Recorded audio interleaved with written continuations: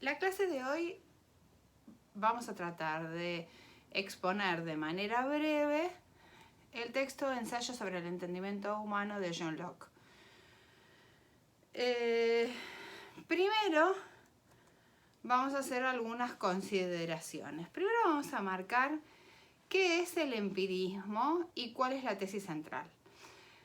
El empirismo surge como reacción, en realidad no, pero el empirismo de Locke y de Hume surge como una reacción frente a la escuela cartesiana, o sea, tratan de marcarse o de diferenciarse o de correrse, por decirlo así, de la postura de Descartes. Si recordamos brevemente de qué se trataba el problema cartesiano, Descartes plantea la duda como método y pretende alcanzar, esto es muy importante, algo claro y distinto, una certeza. Pero el tema es que la certeza le va a decir algo es cierto cuando es claro y distinto. Esto guárdenlo en su memoria para dentro de un rato.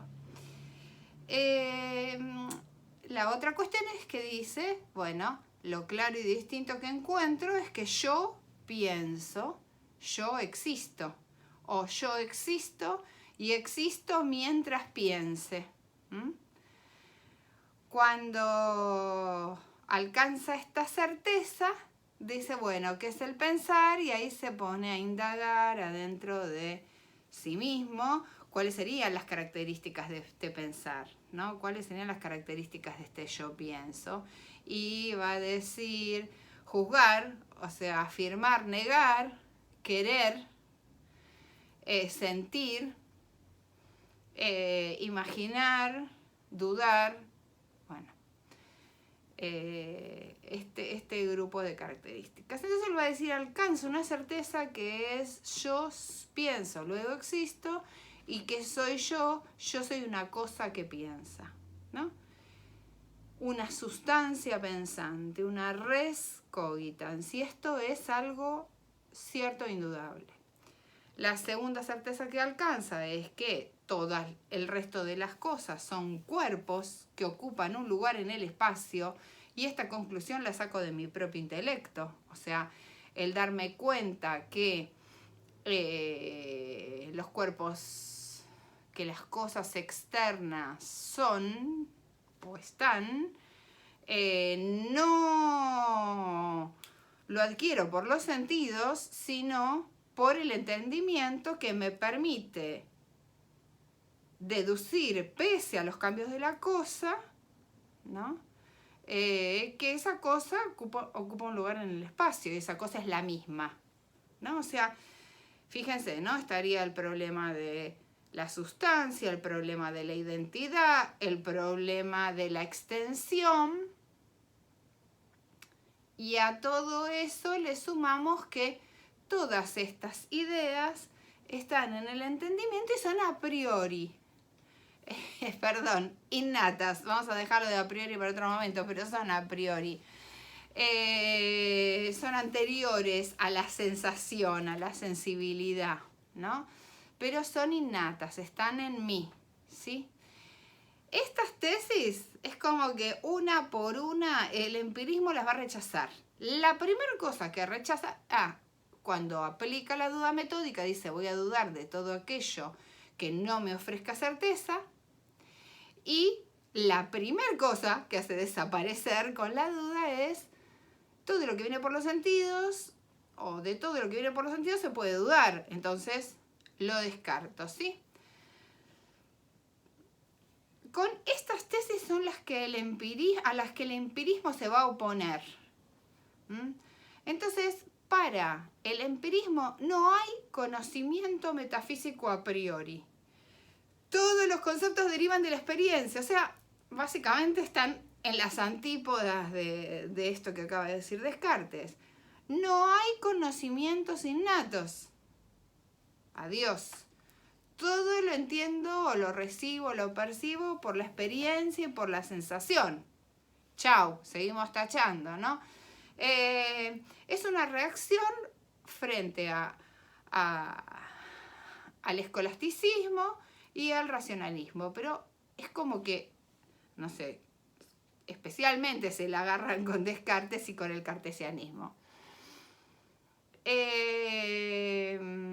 Esta va a ser la postura entonces del empirismo. Y ahí viene otro dilema que plantea acá, que se nos plantea, es bueno, pero este grupo de pensadores que responderían a esta teoría, ¿cómo los podemos clasificar? Y ahí viene el problema, porque es como que adhieren a que aprendemos por los sentidos, o a que conocemos, o a darle que aprendemos por experiencia, y a dar un fuerte lugar a los sentidos, a la experiencia, no hay ideas innatas, en fin, pero son consistentes las posturas con idealismo, materialismo, dualismo, monismo, teísmo, conservadurismo, liberalismo. O sea, tenemos todo tipo de pensadores clasificables dentro del empirismo. O sea, no podemos decir el empirismo es idealista, no. Parten de esta hipótesis o de esta cuestión, y de ahí en más toman diferentes rumbos, por decirlo de alguna manera, ¿no? Estoy tratando de no irme.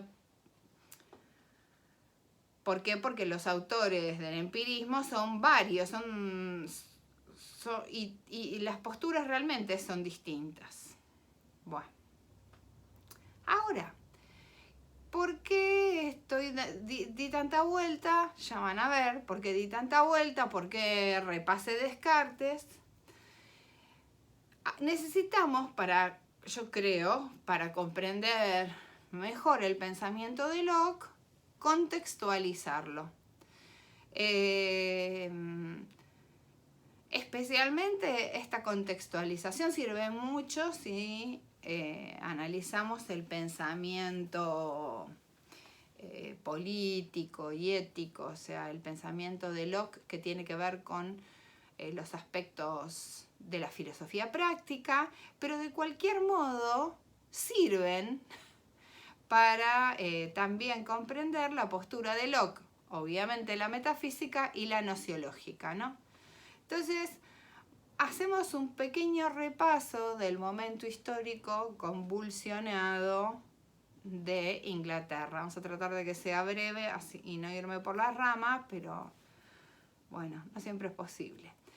El siglo, o sea, Locke vive entre, como habíamos dicho, 1632, 1704. Entonces este siglo empieza, que tiene como sucesor a Jacobo I de Inglaterra, que va a ser hijo de María Estuardo, a la que Isabel II le corta la cabeza, ¿se acuerdan? No sé, alguna cosa por el estilo. Y en su gobierno, él es protestante, o sea, si recordamos, los gobiernos anteriores ingleses habían sido una seguidilla de reyes protestantes y católicos, con todo lo que eso implicó.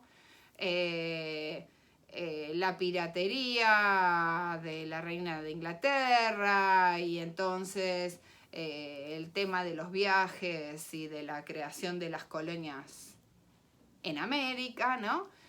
Pero acá tenemos ya al hijo de María Estuardo, va a ser el sucesor de esta Isabel II, de esta Isabel I, ¿sí? Y en este proceso, en este momento, se va a producir eso que, si alguien vio la V de Venganza, el complot de la pólvora, ¿no? Que va a estar dirigido son un grupo de católicos que quieren tomar el parlamento para poder sacar a este rey absolutista y protestante. Yo acá marco estas cuestiones, no me voy a meter tanto en cada reinado, pero ¿qué es lo que pasa? Absolutismo y protestantismo. Además también lo hacemos con el fin de cumplir con un punto del programa que dice el contexto de Inglaterra, ¿no es cierto? A este gobernante lo sucede Carlos I. Este Carlos es muy importante porque reina entre 1625 y 1648, o sea, esto es lo que empieza a presenciar, y muere decapitado.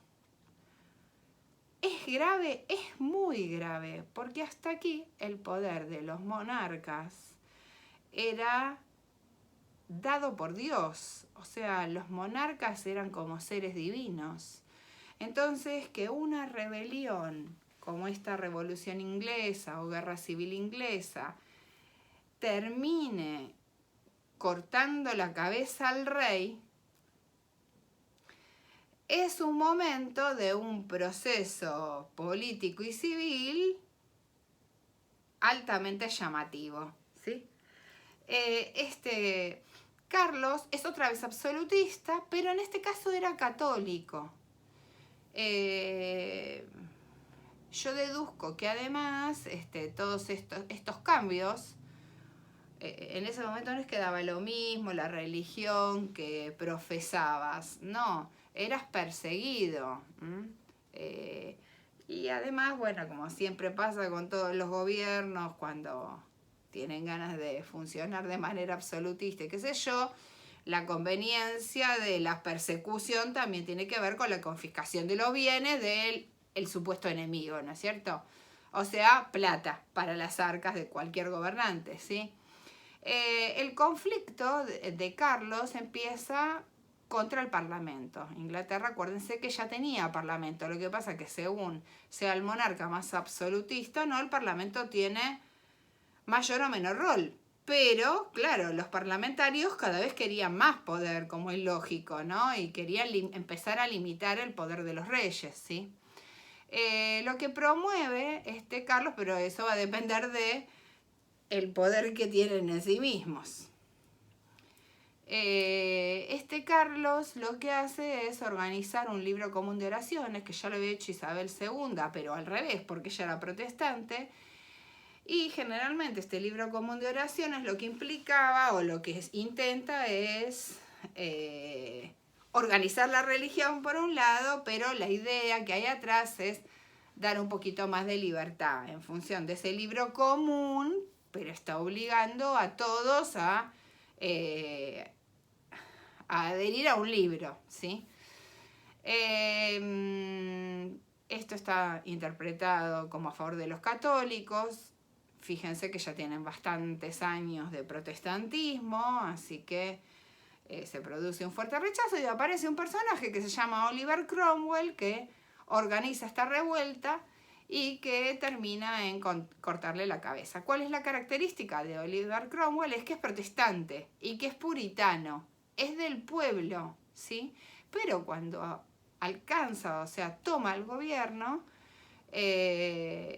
termina estableciendo una dictadura. Es como que en el fondo hay un punto, y esto le podemos otra vez dar la razón a Platón, hay un punto donde las personas se ven corrompidas por el poder. El tema, fíjense, miren qué insólito, ¿no? Que el hijo lo sucede, Richard Cromwell, es como ridículo, o sea, se quieren sacar la monarquía y arman una monarquía, pero ya no divina, ¿no? Sino del pueblo. El hijo va a ser igual, protestante y puritano, y solamente gobierna un año. Así que no tenía ni pies ni cabeza esa situación. Por lo que asume, y acá ya vemos la época de Locke, bien, que suponemos que Locke Locke es un adulto, asume Carlos II, que va a reinar entre 1660 y 1685.